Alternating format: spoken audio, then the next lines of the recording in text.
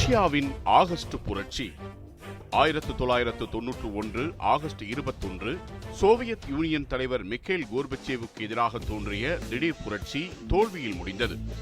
1980களின் இறுதியில் Soviet union மிகப்பெரிய அரசியல் மற்றும் பொருளாதார நெருக்கடிகளில் சிக்கியது. 1985இல் அதிகாரத்துக்கு வந்த மிக்கைல் கோர்பச்சேவ் நாட்டை காப்பாற்றும் நோக்கில் பெரஸ்ட்ரோய்கா எனப்படும் பொருளாதார சீர்திருத்தங்களையும் கிளாஸ்நோஸ்ட் எனப்படும் அரசியல் வெளிப்படைத்தன்மையையும் அறிமுகப்படுத்தினார்.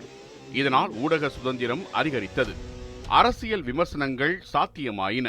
சந்தை அடிப்படையிலான சில பொருளாதார சீர்திருத்தங்கள் தொடங்கின. ஆனால் பழமைவாத கம்யூனிஸ்ட் தலைவர்களும் கேஜிபி உளவுத்துறை அதிகாரிகளும் இந்த மாற்றங்களை விரும்பவில்லை. இது சோவியத் யூனியனை பிரித்துவிடும் என அவர்கள் அஞ்சினர். அவர்களின் அச்சத்திற்கேற்ப லித்துவேனியா, லாத்வியா, எஸ்டோனியா, உக்ரைன் உள்ளிட்ட பல குடியரசுகள் சுதந்திரத்துக்கான போராட்டங்களை தொடங்கின. இதையடுத்து கோர்பச்சேவை பதவியிலிருந்து நீக்குவதற்கான திட்டம் உருவானது. பாதுகாப்பு, உள்துறை உள்ளிட்ட சில அமைச்சர்களும் கேஜிபியின் உயர் அதிகாரிகளும் சேர்ந்து state committee on the state emergency என்ற அமைப்பை உருவாக்கினர்.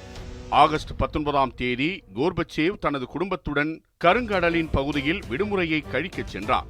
அப்போது இந்த அமைப்பினர் அவரை வீட்டுக்காவலில் வைத்துவிட்டு மாஸ்கோவில் ராணுவத்தை கொண்டு வந்து செய்தித்தாள்கள், தொலைக்காட்சி ஆகியவற்றை இந்த அமைப்பினர் கட்டுப்படுத்தினர். மக்கள் இதற்கு எதிர்ப்பு தெரிவித்து தெருக்களில் போராட்டங்களை நடத்தினர். அப்போதைய ரஷ்ய அதிபரான போரிஸ் எல்சின் மாஸ்கோவின் ஒயிட் ஹவுஸ் எனப்படும் ரஷ்ய பாராளுமன்ற கட்டிடத்தின் அருகே ஒரு டேங்கின் மீது ஏறி நின்று உரையாற்றி மக்களை ஒருங்கிணைத்தார். பல்லாயிரக்கணக்கான மக்கள் ஜனநாயகத்தை காப்பாற்றுவோம் என்ற முழக்கத்துடன் போராட்டத்தில் கலந்து கொண்டனர். மக்களின் எழுச்சியை கண்ட ராணுவத்தின் ஒரு பகுதியினரும் புரட்சியை ஆதரிக்க மறுத்து போராட்டத்துக்கு ஆதரவாக மாறினர். இதையடுத்து ஆகஸ்ட் 21ஆம் நாள் புரட்சி தோல்வியில் முடிந்தது. கோர்பச்சேவ் விடுவிக்கப்பட்டார். புரட்சியை ஏற்படுத்திய தலைவர்கள் கைது செய்யப்பட்டனர். ஆனால் கோர்பச்சேவின் அதிகாரம் குறைந்து எல்சினின் செல்வாக்கு அதிகரிக்க தொடங்கியது. இந்த புரட்சியை பயன்படுத்தி பல குடியரசுகள் சுதந்திரத்தை அறிவித்தன.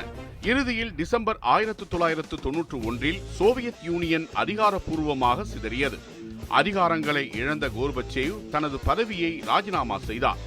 எல்சின் தனிப்பட்ட அதிகாரங்களுடன் ரஷ்யாவின் தலைவரானார். 1991 ஆகஸ்ட் மாத புரட்சியின் தோல்வி சோவியத் யூனியனின் முடிவை விரைவுபடுத்திய நிகழ்வாக வரலாற்றில் பதிவானது.